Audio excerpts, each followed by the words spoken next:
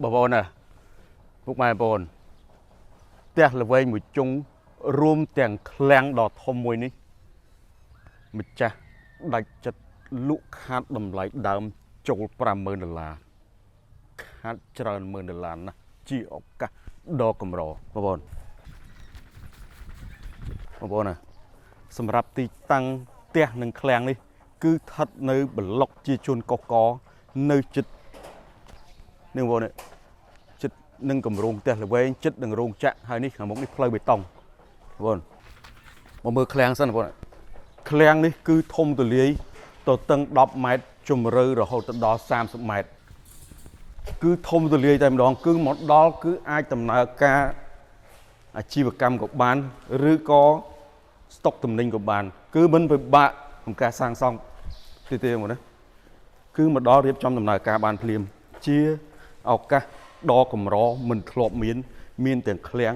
មានទាំងផ្ទះអាចរស់នៅក៏បានអាចដាក់ជួលក៏បានមើលឃើញមានផ្ទះវិឡាផ្ទះល្វែងជុំចិត្តនៅប្លុកនេះបង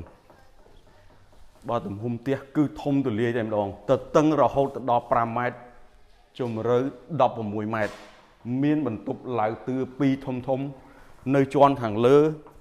មាន4បន្ទប់បន្ថែមទៀតដែលមានចដានៅឡើងតាមច្រកចំហៀងនេះបានអាចរស់នៅខាងក្រោមដាក់ជួលខាងលើបងណា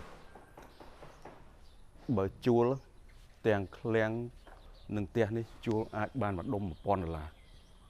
នណាសម្រាប់ទីតាំងនេះស្ថិតនៅក្នុងសង្កាត់កំបូលបើធ្វើដំណើរពីចោមចៅ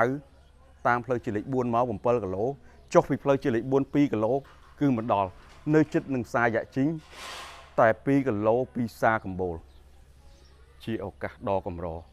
មានទាំងឃ្លាំងអាចរកស៊ីដំណើរការបានមានទាំងផ្ទះអាចរស់នៅបានអាចដាក់ជួលបានបងប្អូនណា